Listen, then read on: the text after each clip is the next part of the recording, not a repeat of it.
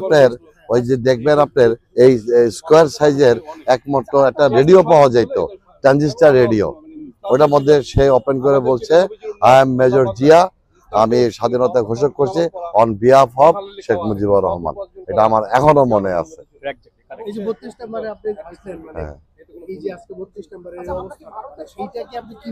এইটা আমার বাচ্চারা এখানে পরে দীর্ঘ 17 বছর এখানে আসতে পারে নাই। এটা আমরা আসতে পারি নাই, খুব কষ্ট পাইছি, যানজট হয়েছে। এটা আপনি মনে করেন যে ছাত্রদের উপরে হাত দেওয়াটা খুব অন্যায়। আমার বাচ্চার উপরেও যদি কেউ হাত দেয় তাহলে আমার বাবা হিসেবে আমারও খারাপ লাগবে, কারণ স্টুডেন্টরা সবকিছু এদের জানা উচিত ছিল যে এরশাদের পতন যখন হয়েছে তখন এই ছাত্ররাই করছে। ছাত্রদের উপরে স্টিম রোলার চালানো মানে এটা পৃথিবীর কেউ কোনো দেশে মানতে পারে নাই এবং মানবেও না। এবং কার কে কিভাবে কি ইনকাম করছে দেখা যাবে। আমরা প্রত্যেকটা ব্যাংকের অবস্থা দেখতেছি শেষ। আমরা যারা মধ্যবিত্ত মানুষ আছে আমরা বাপ মা সবাই মিলে একসাথে বসে থাকি, রাত 10টা বাজলে এখনো আমাদের বাপ মারা বলে এখনো আসো না কেন। কিন্তু এটা কি রাজনীতি করা মানে কি পয়সা? ইচ্ছা মতো সব লুটপাট করে ফেলছে, সবকিছু শেষ করে ফেলছে। এটা আমরা এখন একটা সুন্দর চাই, আর মানে আর এইভাবে আমরা চাই না। আসলে যেই আসুক, এটা কে আসবে না, এটা 4 কোটি থেকে 5 কোটি মানুষের দেশ আছে, 18 কোটি মানুষের দেশ। আপনি একটা থুতু ফালাবেন কারো গায়ে লেগে যাবে, কিন্তু কন্ট্রোল না, এটা কন্ট্রোল করতে হবে। ডক্টর ইউনূস সাহেব সম্মানীয় ব্যক্তি, তাকে আমরা চাই। আমি ব্যক্তিগত হিসাবে যে দলই আসুক ওনাকে রাষ্ট্রপতি হিসাবে দেখতে চাই, তাহলে বিশ্বে গ্রহণযোগ্যতা থাকবে, প্রচুর ইনভেস্ট হবে এই দেশে। Thank you. দাদা বলেন, আপনার এই যে বাংলাদেশে যে ছাত্রদের নতুন রাজনৈতিক দল আসতেছে, এটা নিয়ে আপনার আশা ভরসা কি? আমার এই ব্যাপারে কোনো আশা ভরসা নাই, তো ভবিষ্যতে কইব এটার কি হয়। এখন আমার তো মনে হয় না যে তারা খুব একটা সুবিধাভোগী হবে। কেন মনে হয় না? কেন মনে হয় না? এরা প্রথম এরা বিতর্কিত হয়ে গেছে, কারণ হলে এখন মানুষ খুব একটা পছন্দ করে না। আপনার কি মনে হয় মানে নির্বাচনে দাঁড়াইলে জিততে পারবে না? 2-4টা আসন পাই কিনা সন্দেহ, আমার সন্দেহ 2-4টা আসন পাই কিনা। আচ্ছা, আপনি আমার সাথে সিএনজিতে যে কথাগুলো বলতেছিলেন ওটাই বলেন, কেন মানে ভরসা করতে পারছে না? আচ্ছা, উপরে জনগণ ভরসা করতে, জনগণ যে আশা করছিল সেটা পুরো হয় নাই।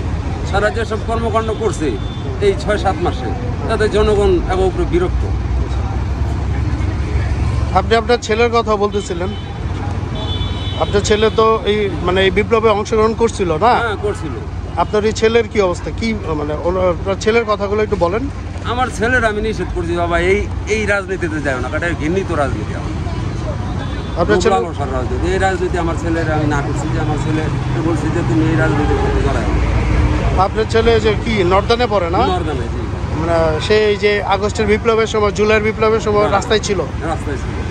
মানে এখন আপনি আপনার ছেলেরই নিষেধ করছেন? আমার ছেলে এখন করতেছে ভুল করছি। কারণটা কি? কারণটা একটু বলেন। আমরা যা আশা করছিলাম সম্পূর্ণ বিপরীত। আমরা তো এরকম আশা করি না যে আমরা ক্ষমতায় যাবো পাই। আমরা দেশে একটা বৈষম্য বিরোধী, যাতে বৈষম্যমূলক আচরণ কেউ কারোর সাথে না করে, যাতে বৈষম্য না থাকে, এই জন্য আমরা আন্দোলন করছি। আমরা ক্ষমতার যাওয়ার জন্য আন্দোলন করেছি। মানে কি আশা করছিলেন আর এখন কি আশাটা পাইতেছেন না, এটা বলেন। এখন জনগণ দেখেন আপনারা দেশে কি একটা অবস্থা, বিরক্তিকর অবস্থা। প্রত্যেকটা মানুষ অসন্তুষ্ট। কারণটা কি? এটা অসন্তুষ্টের কারণটা বলেন, কেন? শান্তি নাই তো। দেখেন চুরি ডাকাতি ছিনতাই রাহাজানি, মানে রাত্রে আজকাল মেয়েরা দেখেন রাস্তায় চলতে পারে না। মেয়েরা প্রত্যেকটা স্কুলের মধ্যে আন্দোলন করতেছে মেয়েরা। তো এখন না দেশের আইন পরিস্থিতি হয়তো একটু খারাপ, কিন্তু এটা তো ভালো হবে নাকি? আপনি কি এই আশা করতেছেন না যে নতুন সরকার আইলে হয়তো একটু পরিবর্তন হইতে পারে? তো এই যে নতুন মানে ছাত্রদের যে নতুন দল আসতেছে, এরা তো সামনে নির্বাচন করবে, নির্বাচনের আশাতে নির্বাচন করে একটা দল আসলে এই সমস্যাগুলো হয়তো সমাধান হবে। কি মনে হয় আপনার? সবাই দল করে একটা আশা করে যে আমরা ক্ষমতায় যাবো, কিন্তু তারা তাকে কতটুকু এই শক্তি আছে, এই ক্ষমতা আছে, সাংগঠনিক দক্ষতা তাকে আছে কিনা, সেটা হলো সময়ই বলবো। কারণ এখন আমি যদি বলি তাহলে তো হইব না, কারণ তারা কি করতে পারে দেওয়া যাবে সময়। শেখ হাসিনা ভারতে পালিয়ে গেছেন এবং তিনি ভারতে অবস্থান করছেন, এটা নিয়ে ভারতের সরকারি দল কিংবা কোনো বিরোধী দলের কোনো আপত্তি নেই। বরঞ্চ আমরা দেখেছি শেখ হাসিনা যাওয়ার সাথে সাথেই যে নরেন্দ্র মোদী যখন সবগুলা বিরোধী দলকে ডেকেছেন, সরকারি দল এবং বিরোধী দল বসে ঐক্যবদ্ধভাবে তারা সিদ্ধান্ত নিয়েছে যে তারা ভারতের মাটিতে, তারা হচ্ছে ইন্ডিয়ার মাটিতে শেখ হাসিনাকে জায়গা দেবে। কিন্তু দেখুন, শেখ হাসিনার বিচারের প্রশ্নে কিন্তু আমাদের বাংলাদেশের সরকারি দল বা বিরোধী দল বা কেউই কিন্তু এখন পর্যন্ত আসলে ঐক্যমত পৌঁছাতে পারেনি। কেউ তাদের পুনর্বাসন করছে, কেউ তাদেরকে জায়গা দিচ্ছে, কেউ তাদেরকে নিষিদ্ধ করার বিপক্ষে আছে। এই হলো যে অবস্থা। সুতরাং আমরা বলতে পারি যে আমাদের যে বৈদেশিক নীতি, অর্থাৎ আমাদের একটা স্ট্রং পররাষ্ট্রনীতি প্রয়োজন। আমরা যে ইন্ডিয়ার প্রশ্নে আমাদের আসলে বর্তমান জেনারেশন কিন্তু আসলে আপনি দেখবেন যে ভারতীয় আধিপত্যবাদ বিরোধী একটা জেনারেশন। এই ইন্ডিয়ার প্রশ্নে আমাদের যে বৈদেশিক সিদ্ধান্ত হবে সেটাতে আসলে সবগুলো দলকে আসলে একমত হইতে হবে। আপনি দেখুন, আমরা কিন্তু এই দলটাকে কিন্তু, আমাদের এই দেশটাকে কিন্তু আওয়ামী লীগ নামক যে জঙ্গি দলটা ছিল সেটা কিন্তু আসলে ইসরায়েলমুখী করে ফেলেছিল। কিন্তু আমাদের বাংলাদেশের মানুষ, এই যে মুসলমান যে সংখ্যাগরিষ্ঠ বাংলাদেশের মানুষ কিন্তু আসলে ইসরায়েলকে সাপোর্ট করে না, তারা ফিলিস্তিনি নির্যাতিত মানুষদের, নিপীড়িত মানুষদের পক্ষে থাকে।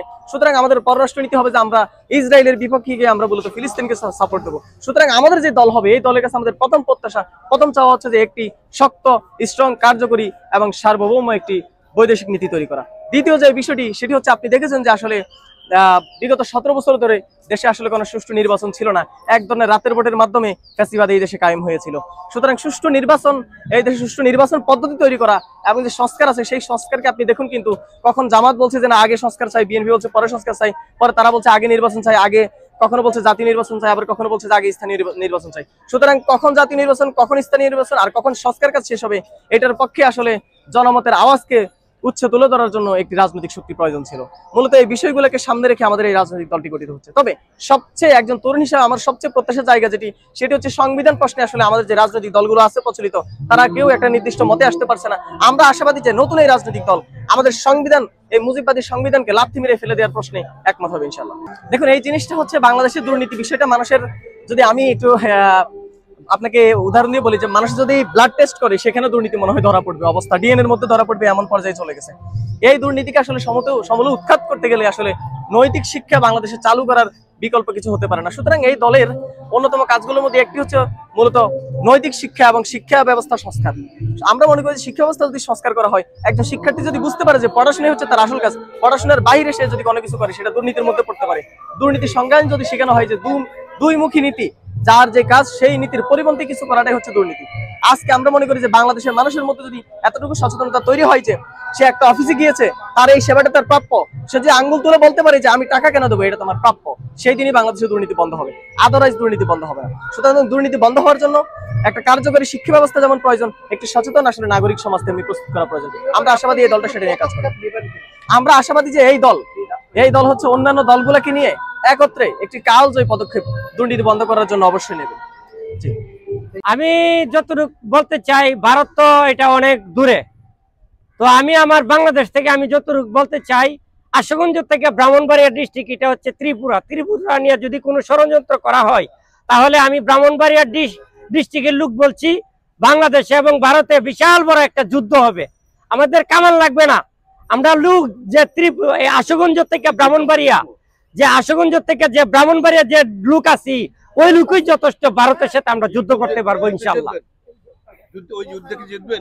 জিতি না দিয়েছি এটা হচ্ছে পরের বিষয়, কিন্তু মহান রাব্বুল আলামিনের আশা রেখে আমরা এই যুদ্ধে প্রস্তুত ইনশাল্লাহ। ভারতে যদি আমাদের সাথে যুদ্ধ করতে চাই, আশুগঞ্জ থেকে ব্রাহ্মণবাড়িয়া ডিস্ট্রিক্ট এটা যদি ত্রিপুরা ভারতবাসী মনে করে, তাহলে আমরা যুদ্ধ করবো ইনশাল্লাহ এই দেশকে বাঁচানোর জন্য। আসসালামু আলাইকুম। ব্রাহ্মণবাড়িয়া বাড়াবাড়ি করে জানেন, ব্রাহ্মণবাড়িয়া সবসময় সত্যের প্রতীক, সত্যের পথে সবসময় আলেম ওলামা সত্যের প্রতীক নিয়ে হাঁটে। আর ঢাকা শহরে তারা সত্যবাদী না, তারা হচ্ছে সব দুয়াসলা লোক, শতকরা 90% লোক তারা দুয়াসলা লোক, তারা মুখ খুলে কথা বলতে ইচ্ছুক না। আমি ব্রাহ্মণবাড়িয়া ডিস্ট্রিক্টের লোক।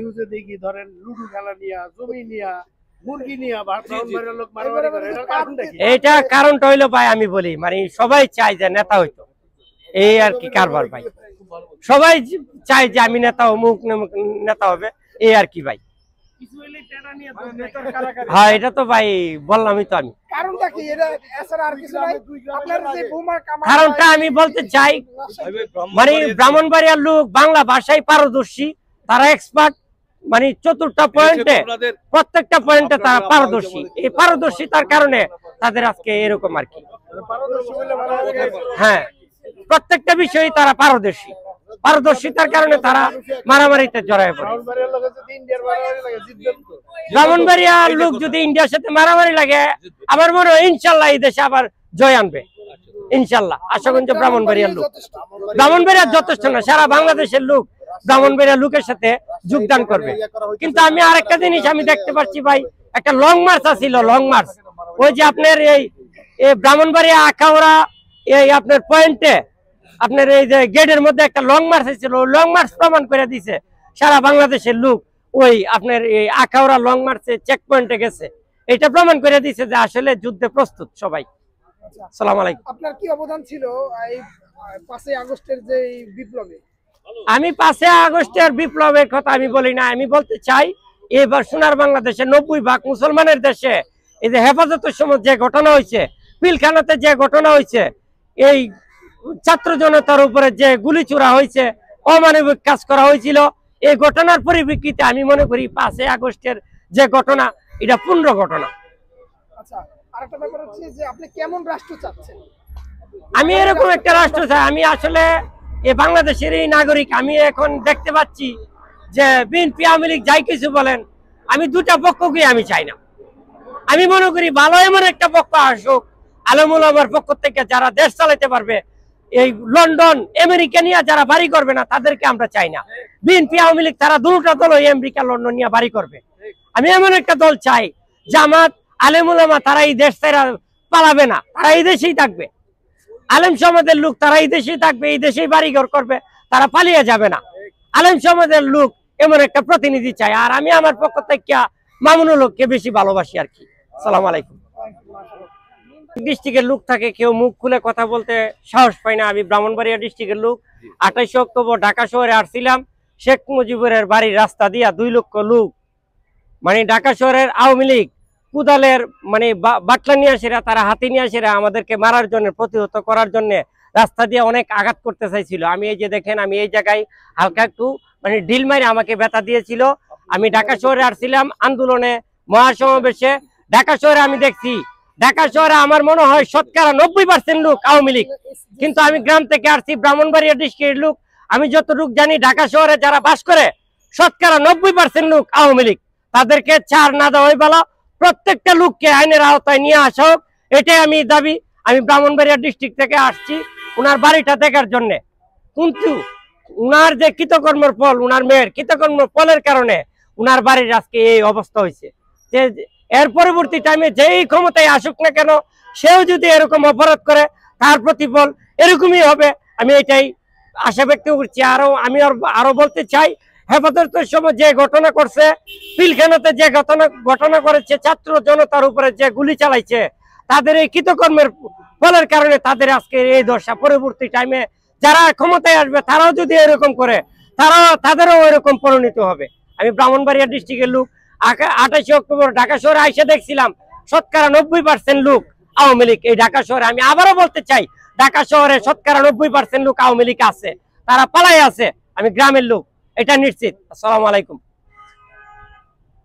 এবং আমরা জেনেছি যে প্রেসিডেন্ট জিয়াউর রহমানকেও ভারতের ইন্ধনে হত্যা করা হয়েছে, শহীদ করা হয়েছে। আপনার মন্তব্য?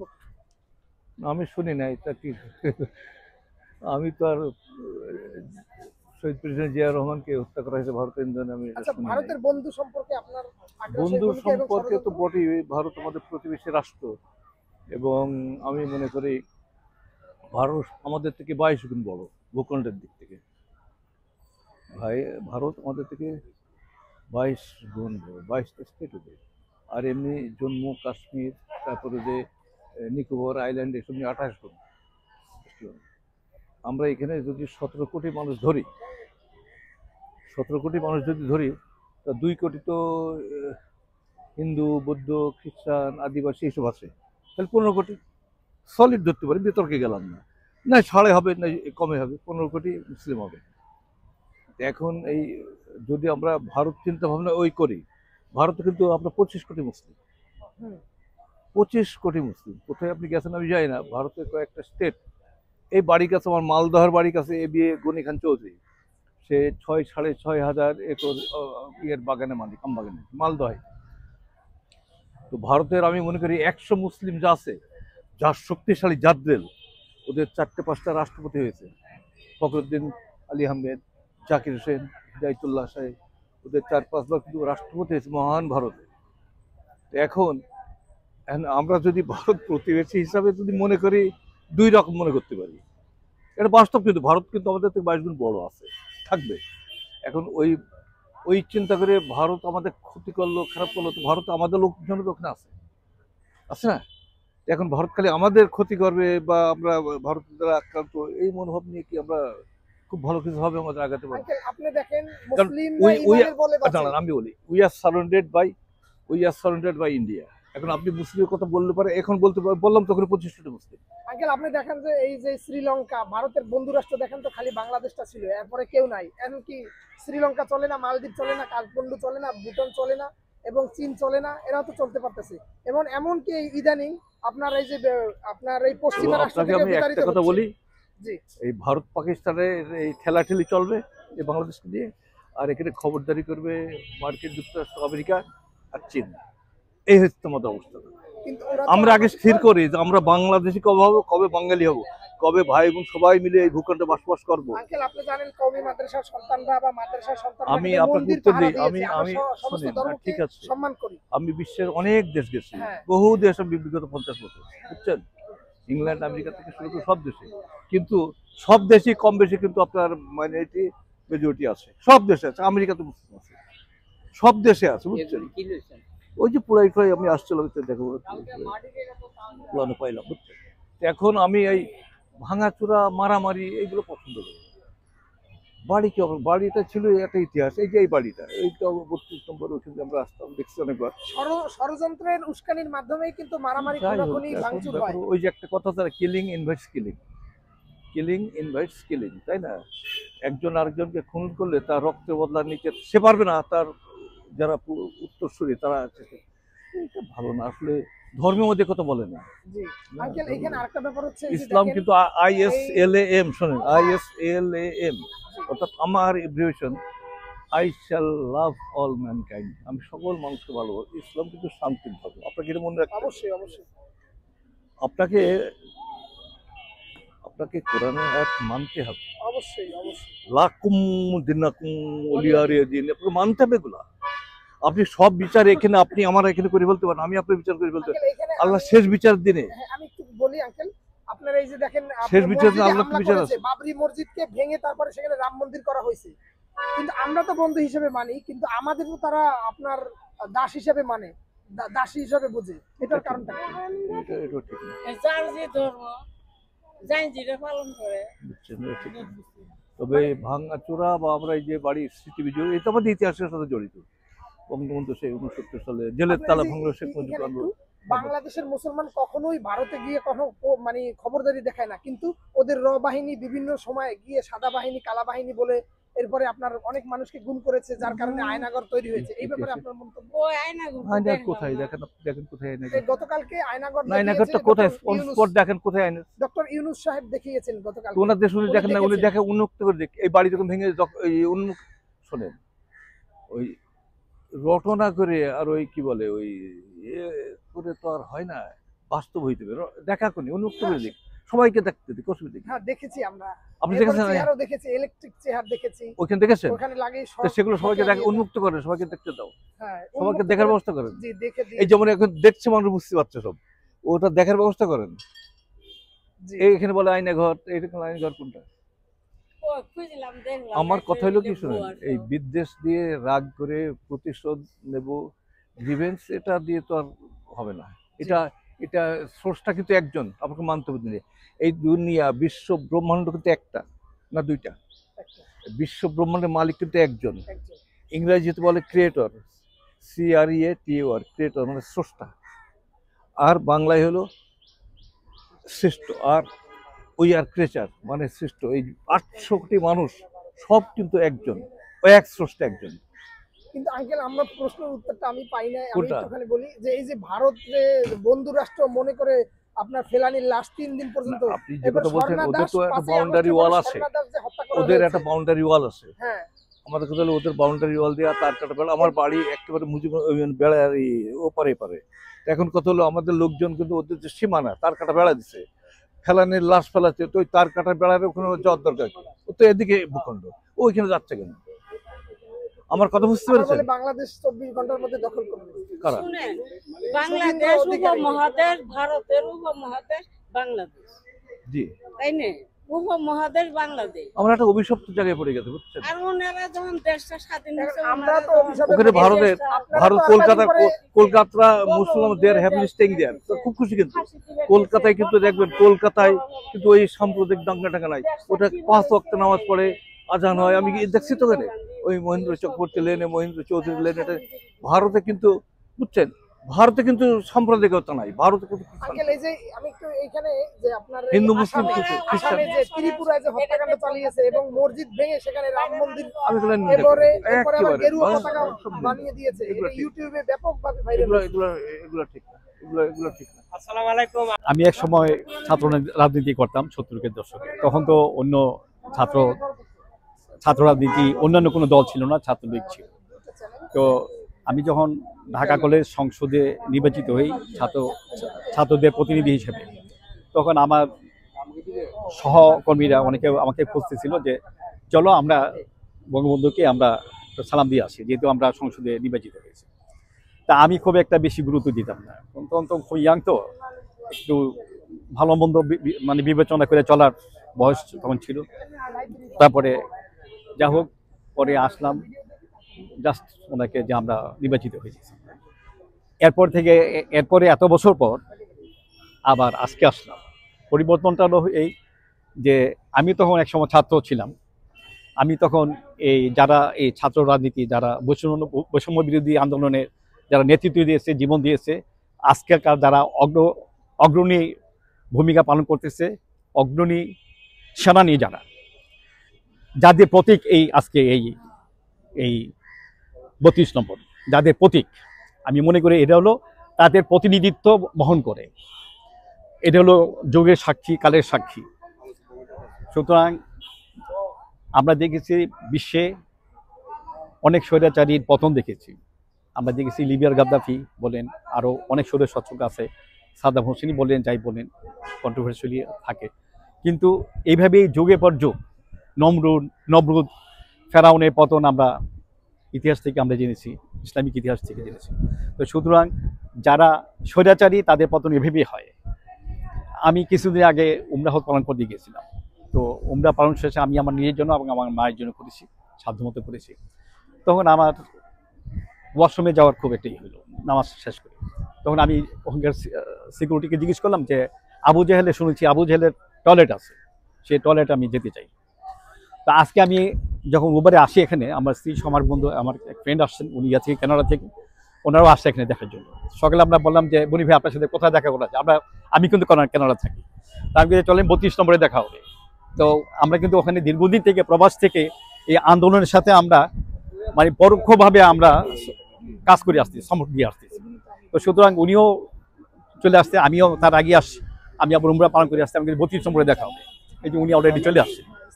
তা আমি বললাম যে এটাকে অনেক রকমের গুঞ্জন, কেউ বলে যে এটাকে জাদুঘর করা হোক, কেউ বলে, আমি বলি যে এটাকে আবু জেহেলের টয়লেট করা যায় না, কারণ মানুষ এত ঘৃণা করে তাদেরকে। সুতরাং আবু জেহেলের টয়লেট বললেও কিন্তু এটাকে ইয়া করা হবে না।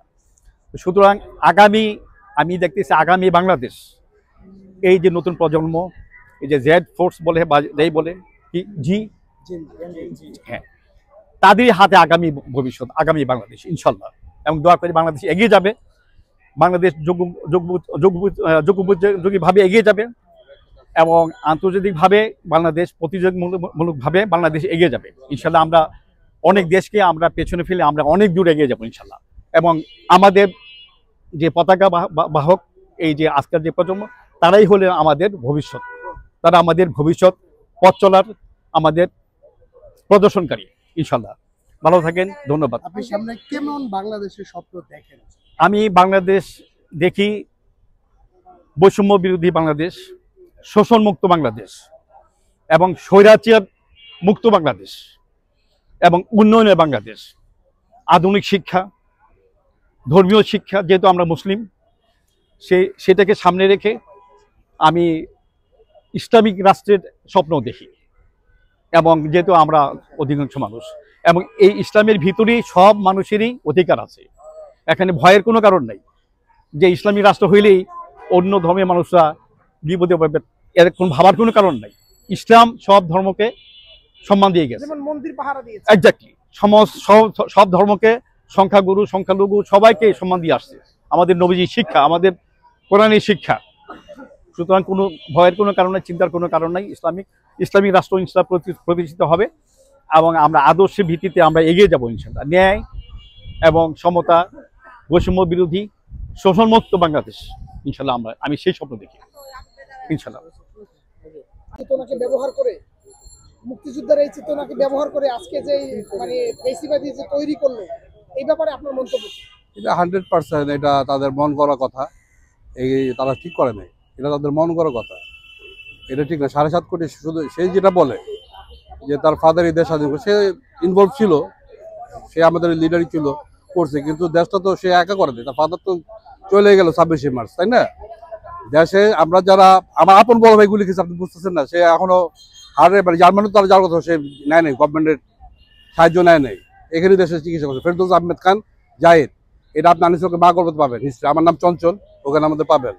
এইসব যে বলছে এটা দুঃখজনক, এগুলো আমরা প্রস্তুতি করি নাই, শুধু আমাদের দেখা ফেসিবাদের সম্পর্কে যারা প্রতিবাদ করেছে যে ভোটের নির্বাচন হোক বা এরকমের, তখন তাদের এই যে কিছু আছে যে তাদেরকে 90 রাজাকার তাদের আমরা লাল সালাম দিই। বৈষম্য ছাত্র আন্দোলন, এই ইয়াং ছেলেপেলেরা যে আন্দোলন করছে, যেটা 17 বছরে অনেকেই পায় না, গুম হত্যা খুন এসব তো হয়েছে, এই বৈষম্য ছাত্র আন্দোলনের যে মুভমেন্টটা নিছে, কোটা আন্দোলন থেকে আরম্ভ করে পরে একদম আইসা যে পরিণতি, এটা বৈষম্য বিরোধী ছাত্র আন্দোলনের যারাই এটার মধ্যে ইনভলভ আছে তাদের আমরা লাল সালাম, সংগ্রামী সালাম, সংগ্রামী শুভেচ্ছা থাকবে। আপনাকে অনেক সুন্দর কথা বলছেন। থ্যাংক আরেকটা ইউ। প্রশ্ন, বলো। আপনারা দেশকে স্বাধীন করেছেন, এটা দেশের আপামর জনগণ এবং ইসলামিক বা যত সবাই শ্রদ্ধা করে, সম্মান করে, কিন্তু আপনারা এই যে আপনারা তো ওই সময়ের ইতিহাসটা জানেন যে বঙ্গবন্ধু তিনি স্বাধীনতার সম্পর্কে অনেক কাজগুলো গুছিয়ে এনেছেন, কিন্তু পরবর্তীতে যে তিনি আত্মসমর্পণ করেছেন নাকি তিনি মানে ওই সময়ের অবস্থান না,